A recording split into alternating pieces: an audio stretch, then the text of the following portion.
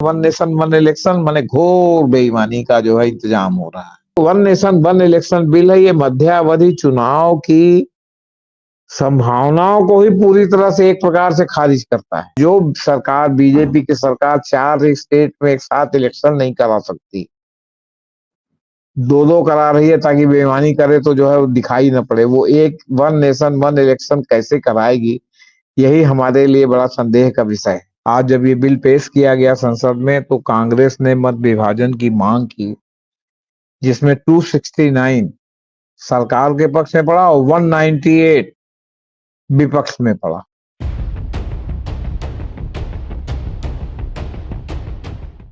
भारत एक संघीय राज्य है, संघों का समूह। 2 दिन पहले अभी संसद में संविधान की गौरवशाली परंपरा पर बहुत चर्चा हो रही थी, तरह तरह के भाषण दिए जा रहे थे और अब वन नेशन वन इलेक्शन, क्या भारत में यह संभव है? क्या यह राष्ट्रपति शासन की ओर जाने का संकेत है? क्या यह व्यक्ति और खास दल केंद्रित एजेंडा का पार्ट है? क्या कहता है कानून और क्या कहता है संविधान? बहुत बहस हो रही है आज सोशल मीडिया पर और तकरीबन 32 राजनीतिक दलों ने इसका समर्थन किया है, इंक्लूडिंग बीएसपी चीफ मायावती।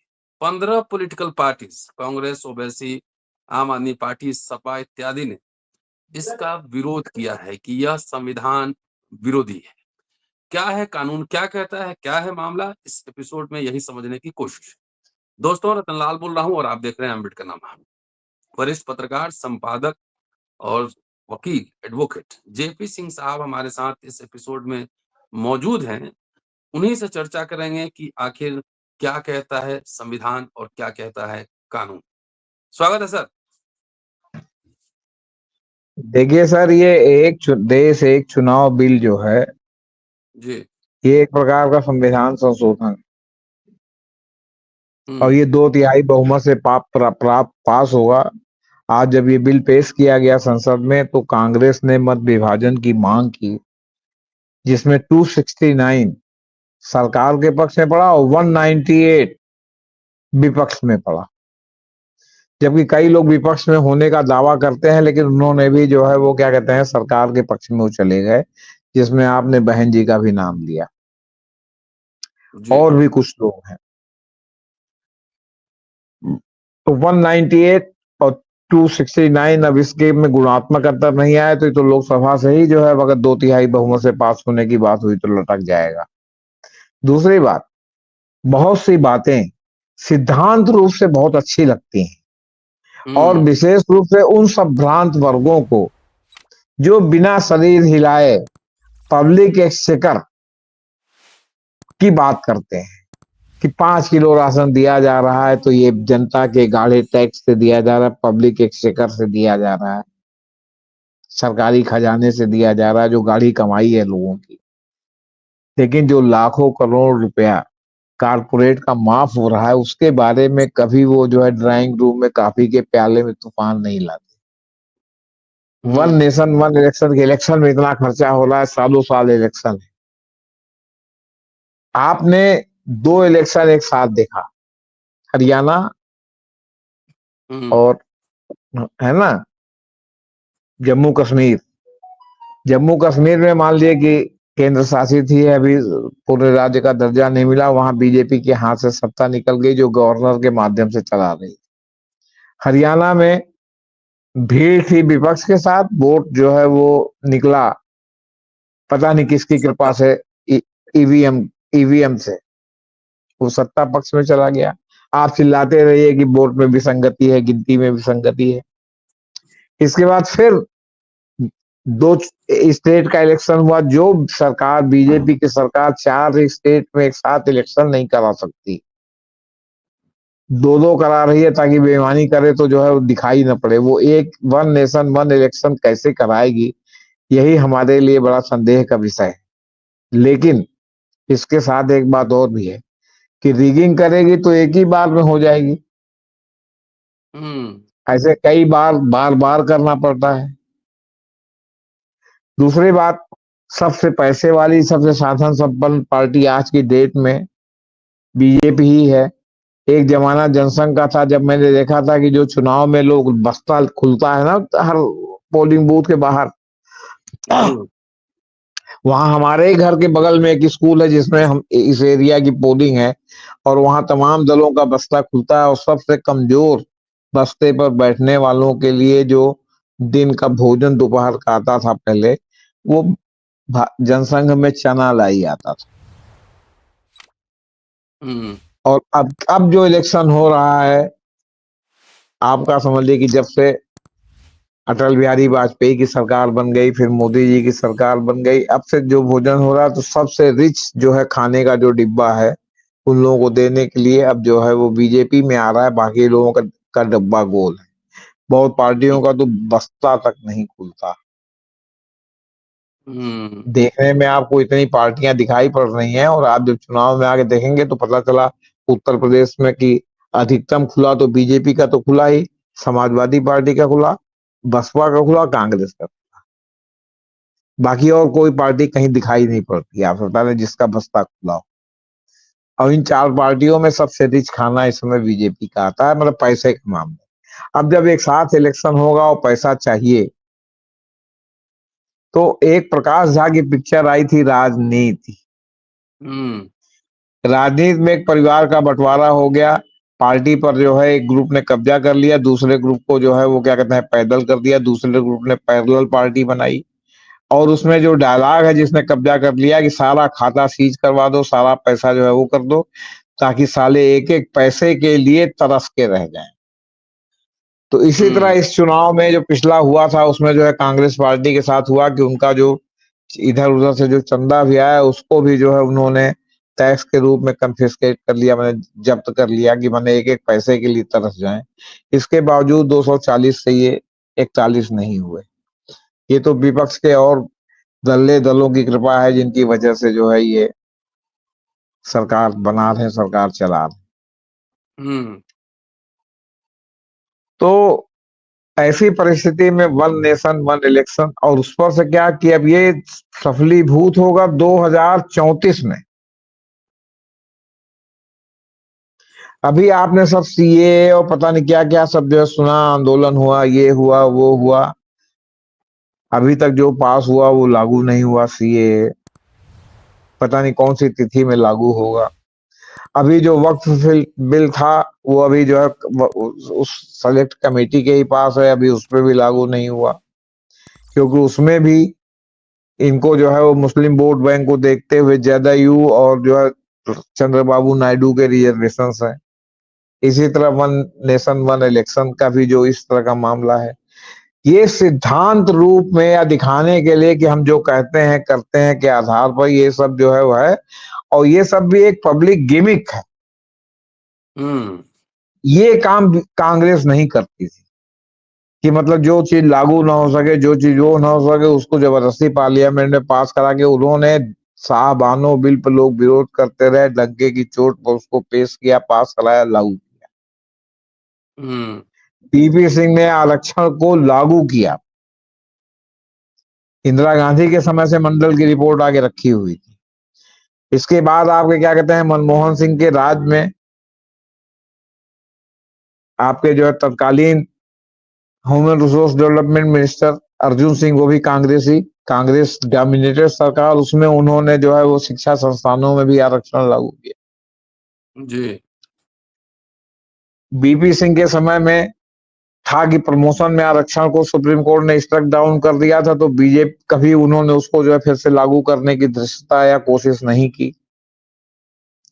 लेकिन अटल बिहारी वाजपेयी की सरकार ने जो आरक्षण की विरोधी है, संघ आरक्षण का विरोधी है, उसने जो है वोट बैंक के लिए कहिए या अटल बिहारी वाजपेयी की सदा सहायता कहिए, उसने प्रमोशन में आरक्षण लागू कर दिया। हालांकि सुप्रीम कोर्ट ने उसको स्ट्रक डाउन कर दिया। तो ये क्या कहते हैं, ये क्या करते हैं। अब सवाल है कि 32 जो है कुछ गैर एनडीए दलों सहित कुल 32 दलों ने जो है इसका समर्थन किया, और विरोध में 15 दल थे। आपसे बता दें हम्म विरोध वाले दल थे Congress, Aam Aadmi Party, CPM, Samajwadi Party, TMC, AIDUF, MIM, और वैसी party DMK, CPI, NPF, BCK, MDMK, CPI, ML। और समर्थन में बहन जी की पार्टी सहित BJP, NPP, AIDMK, आजसू, अपना दल, Assam Gana Parishad, Biju Janata Dal, JDU, LJP, Ramvilas, MNF, NDPP, ऐसे Shiromani Akali Dal, UPPL, PMK, RPI, TMC, M कर जो है TMC ने भी किया है, M, RJD, RLJD, VKUP, तमाम पार्टियां बन गई। भारतीय समाज पार्टी आपके सुहेल देव वाली, भारतीय सुहेल देव, वही भारतीय समाज पार्टी शायद वही है।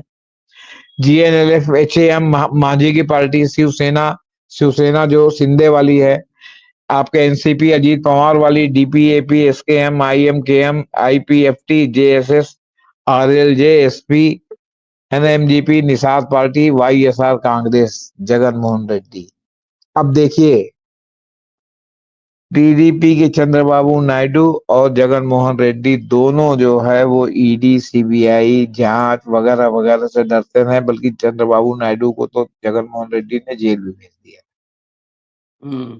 लेकिन दोनों दलों में कंपटीशन है भाजपा की नगर वधु बनने का। वो नगर वधु बने हुए हैं, तो ये भी नगर वधु बनने के लिए बिल्कुल तत्पर है, किसी मामले में पीछे नहीं हटे हैं। ये कि सैया की एक निगाह किसी न किसी दिन तो हमारे दरवाजे पर भी पड़ेगी। अभी सैया की निगाह TDP पर है, तो कल सैया की, क्योंकि उनके साथ मिलकर सरकार भी चल रही है, और विपक्ष में भी जो जगन मोहन रेड्डी की पार्टी है, वो भी जो है सैया की आशा में जो है दरवाजा अपना खोल के साथ श्रृंगार करके बैठी हुई है। कितना मतलब आप विचित्र है। BJD, जिनके पैर के नीचे से मिल करके चादर सरका दी, जो है क्या कहते हैं, खींच ली BJP ने, वो BJD जो है, बीजू जनता दल, कभी विरोध की बात करती है नहीं इनके समर्थन में। मतलब आप चाहे BJD को चुनिए चाहे इनको चुनिए, आप एक ही को चुनेंगे। वो सब दुविधा खत्म हो गई है। अब ये वहां की जनता को है कि हम कैसे किसको चुन रहे हैं, जगन मोहन रेड्डी को चुन रहे हैं या नायडू को चुन रहे हैं। कल गए हो सकता है कि दोनों को लात लगा करके वो सीधे BJP को चुनने लगे कि हम डुप्लीकेटों को क्यों चुने, जो अपने व्यक्तिगत स्वार्थ के लिए जो है क्या कहते हैं, मतलब सौदेबाजी करें। हम सीधे सीधे इन्हीं को क्यों न चुनते, जैसा कि उड़ीसा में हो गया है। तो कहने का मतलब है कि अब सेलेक्ट कमेटी में चला गया, अब सेलेक्ट कमेटी में जाएगा, सेलेक्ट कमेटी में विचार होगा, सेलेक्ट कमेटी देखेगी कि क्या है क्या नहीं है, क्या संशोधन है। बाकी वन नेशन वन इलेक्शन आजादी के बाद था, बाबा साहब के अम्बेडकर के संविधान में था कि वन नेशन वन इलेक्शन होगा। लेकिन जब संविष्ट सरकारें बनने लगी, या जो कांग्रेस की एब्सोल्यूट मेजॉरिटी की सरकारें बनने लगी, और ऊपर से जो है वो विधायक दल का नेता या लोकसभा में संसदीय दल का नेता कांग्रेस का, और उसको लेके टसल शुरू हुआ, गुटबाजी भयानक रूप से पहुंच गई, और जो है पार्टियां टूटने लगी। दूसरे के समर्थन से आज सरकार बनी, कल सरकार गिर गई। यही BJP है, जनता पार्टी में थी, सब मिलके ग्रैंड अलायंस बना था, लेकिन सब आपस में BJP का जनसंघ की दोहरी सदस्यता के नाम पर पार्टी टूट गई थी कि नहीं। कुछ लोग इधर रह गए थे, कुछ लोग उधर रह गए थे। अटल बिहारी वाजपेयी जो है जनता पार्टी के साथ रह गए थे, बाद में उनसे अलग होकर भारतीय जनता पार्टी का गठन हुआ, जनसंघ का नाम बदल दिया। इसके बाद VP सिंह की सरकार थी, जो कांग्रेस का भी बाहर से समर्थन था जिसको, और जिसको जो है आपका क्या कहते हैं, भाजपा का भी समर्थन था, BJP का भी समर्थन था। BJP ने जब इन्होंने मंडल लगाया तो उन्होंने कमंडल लगा दिया, सरकार गिर गई। सरकार गिर गई, फिर मध्यावधि चुनाव हुआ, चंद्रशेखर नहीं चला पाए सरकार। चंद्रशेखर ने कांग्रेस समर्थन से बनाई, कांग्रेस ने जमीन की चादर खींच ली, तो चंद्रशेखर की सरकार गिर गई, तो आपका जो है मध्यावधि चुनाव हुआ। तो ये जो one nation one election bill है, ये मध्यावधि चुनाव की संभावनाओं को ही पूरी तरह से एक प्रकार से खारिज करता है। और इसके पीछे काफी हाउस के प्याले का तर्क है, जो काफी के प्याले में लोग अपने ड्राइंग रूम में बैठ के तूफान पैदा करते हैं। कितना पब्लिक एक्सचेकर पर खर्चा हो रहा है, अरे इलेक्शन में कितना जो है पार्टियां जो है लूट का माल खर्चा करते हैं, इस पर भी तो कभी चर्चा करके देखो कि कितना पैसा खर्चा हो रहा है। मैंने आप सोचिए कि महाराष्ट्र के चुनाव में ये तक रिपोर्ट आई थी कि बहुत से इलाकों में 10-10 हजार रुपया नगद बांटा गया है, वो कहाँ से आया पैसा भैया? और वो पैसा विपक्ष के ऊपर आरोप नहीं था, सत्तारूढ़ पार्टी पर ही आरोप था कि इन्होंने पैसा भरा। वो पैसा कहाँ से आया? तो ये ड्राइंग रूम में बैठ के ये कॉफी के प्याले में ये बात करने की है कि नहीं है? ये बात करने की नहीं है कि आप ऐसी सरकार चुन रहे हो जो बिल्कुल कारपोरेट को देश लुटा रही है। आपको 5 किलो अनाज आपको दिखाई पड़ रहा है, यानी बाप रे बाप, पब्लिक एक्सचेकर से 5 किलो अनाज दिया जा रहा है, आपको ये नहीं दिखाई पड़ रहा है? किसी ने बहुत अच्छा फेसबुक पर डाला। जी।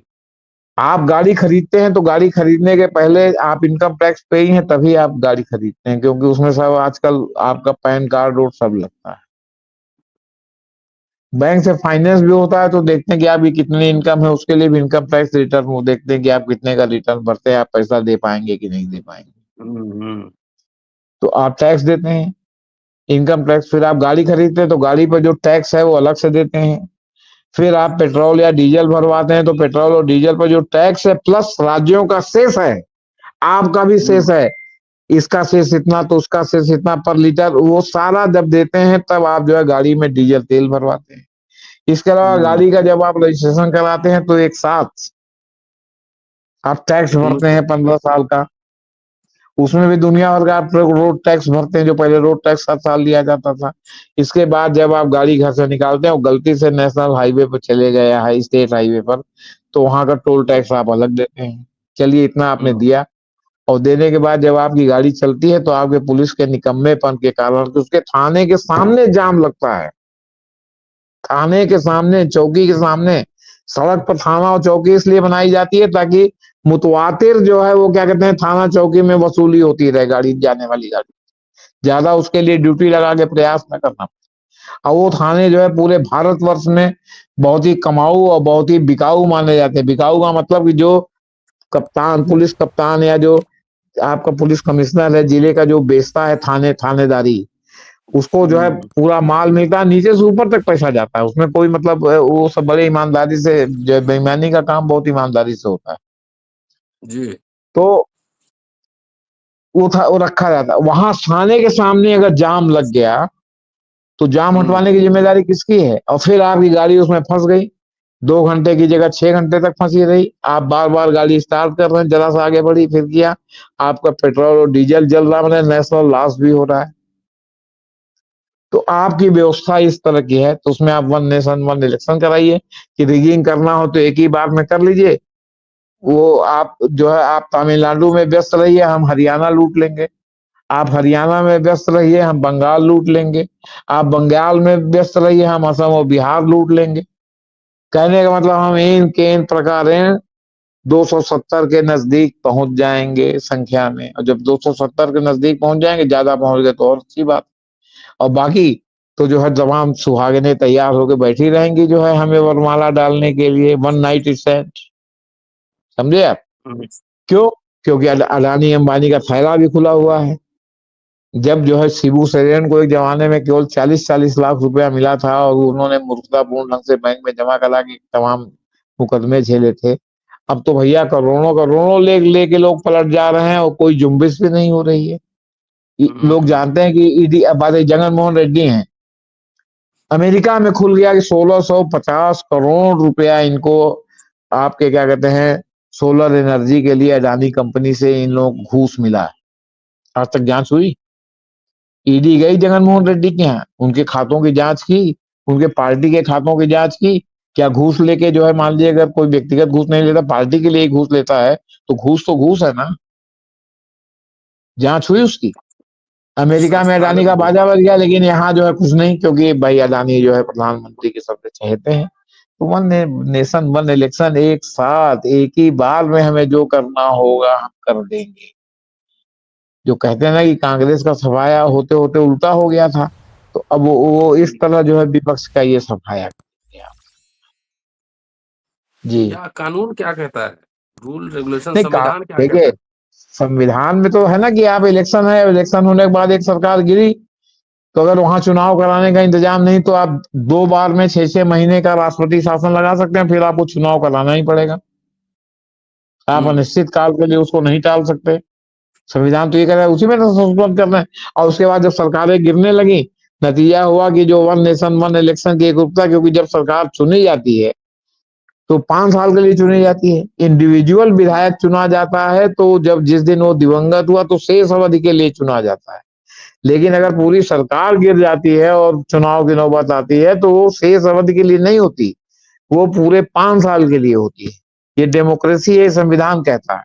लेकिन अब आप चाहते हैं कि वन नेशन वन इलेक्शन, और वो जो है लोग लोकप्रिय प्रतिनिधित्व से वंचित रहे, तो क्या कर सकते हैं? भाई आपका बहुमत है, आपके पास आसुरी बहुमत है, आप जो चाहे कर सकते हैं। आपके पास थैली है, आपके पास एमपी और जो है विधायक गधों की तरह बिकने के लिए तैयार हैं, आप जो चाहे कर लीजिए। लेकिन अभी ईवीएम से चुनाव होता है तो वो तो पूरे जी, देश में 1.5 महीना तक चलता रहता है, हमने देखा अभी चुनाव। नहीं और अब विधानसभा इसमें तो है कि केवल आप 2 चरण में चुनाव कराएंगे, वन नेशन वन इलेक्शन। फिर आप 20 फेज में चुनाव कराएंगे, उसकी जो है सेना की कमी है। 3 तारीख को जो है, 3 अप्रैल को जो है वो क्या कहते हैं, मान लिया कि एक हिस्से में हुआ तो 10 अप्रैल को दूसरे में होगा, तो 20 अप्रैल को तीसरे में होगा, तो 30 अप्रैल को चौथे में होगा, तो 5 मई को छठवें में होगा। इस तरह आप जो है 3 महीने तक इलेक्शन प्रोसेस चलाते रहेंगे वन नेशन वन इलेक्शन के नाम पर। है आपके पास इंफ्रास्ट्रक्चर। एक एक दिन में पहले तो पूरे देश का चुनाव टोटल 2 दिन में होता था, 2 फेज में चुनाव होता था। एक आज हुआ, एक बैलेट 2 दिन के गैप के बाद हुआ बैलेट पेपर से।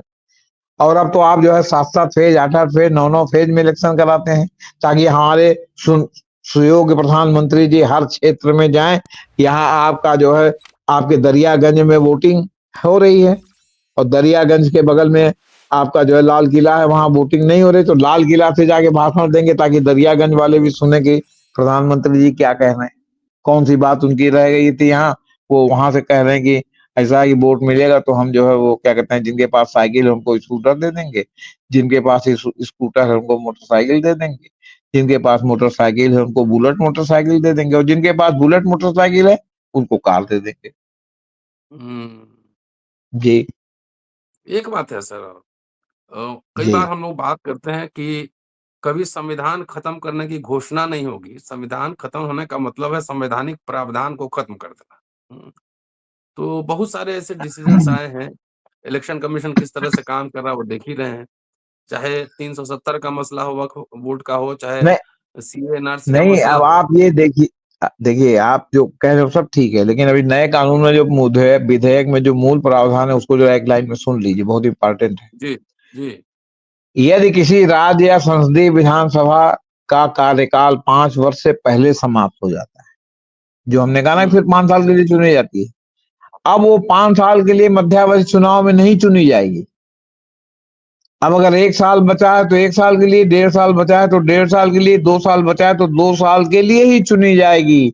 उसके बाद फिर से वो 5 साल वाला वन नेशन वन इलेक्शन के समय जो है फिर से पूरे उसका चुनाव होगा।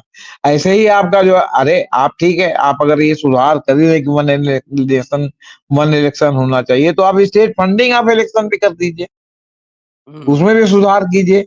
मशरूमिंग सिस्टम जो आपका जो है वो जो उसमें लोकसभा और उसमें जो सब तमाम राजनीतिक पार्टियों का, उसको खत्म कर दीजिए कि इतनी ही पार्टियां रहेंगी, इतना इतना ज्यादा पार्टियां नहीं रहेंगी। आप जो है पार्टियों में किसी कह दिशा दीजिए में कि जा रहा भाई जो आप जो है जो जर्मन वाला सिस्टम लगाइए कि कुछ लोग डायरेक्ट चुने जाए, कुछ लोग जो है जो है पार्टी के वोट परसेंटेज पे चुने जाए, ये सब भी सुधार कीजिए, तो वन नेशन वन इलेक्शन आपका सक्सेस रहेगा, और ज्यादातर लोगों को इसको मानने में आपत्ति भी नहीं होगी। अब अगर मान लीजिए कहीं 1 साल का समय बचा तो आप जिनको टिकट देंगे वो 1 साल के लिए चुनाव लड़ेंगे। चुनाव में पैसा तो उनका उसी तरह खर्च होगा जैसे जो है क्या कहते हैं जनरल इलेक्शन में खर्च होता है। तो ये तो आप और महंगा इलेक्शन करेंगे ताकि जो है तमाम लोग हुँ, चुनाव हुँ, लड़ ही ना पाए आपसे बता दें। हुँ, तो ये समझ लीजिए आप। और फिर बोमई ने एसआर बोमई मामले में 1990 के दशक में जो सुप्रीम कोर्ट में फैसला हुआ उसको आप इन टोटो मानिए कहाँ मान रहे हैं आप। जो विधानसभा में चीजें तय होनी चाहिए वो राजभवन में तय हो रही हैं, वो गवर्नर साहब तय हुँ, कर रहे हैं। और बची खुशी कसर जो है वो न्यायपालिका में बैठे हुए नारंगी चड्डी के जज कर रहे हैं। अभी आपके लोकसभा में महाराष्ट्र के मसले को लेकर जो रायता फैलाया गया जस्टिस सूर्यकांत से लेकर जस्टिस चंद्रचूड़ तक, और जिस तरह संविधान को डिफीट किया गया, शिवसेना उद्धव ठाकरे ग्रुप के नेता ने उसकी मतलब धज्जियां उड़ा दी। अगर कोई सलमदार हयादार आदमी होता तो कम से कम 1 महीने तक अपना मुंह, 2 महीने तक अपना मुंह सार्वजनिक स्थान पर न दिखाता, कि लोग कहते यही है, यही है, यही है, लुहे लुहे लुहे लुहे, यही है, यही है, यही है। चंद्रचूड़ की धज्जियां उठा करके वो सुप्रीम कोर्ट की रख दी। करिए अवमानना उसके ऊपर, करिए लोकसभा के में बोला है, और जो है वो सारे लोग सोशल मीडिया पर चला रहे हैं अवमानना। तो अरे आपकी कथनी करने में इतना अंतर है, और बिना जवाबदेही के।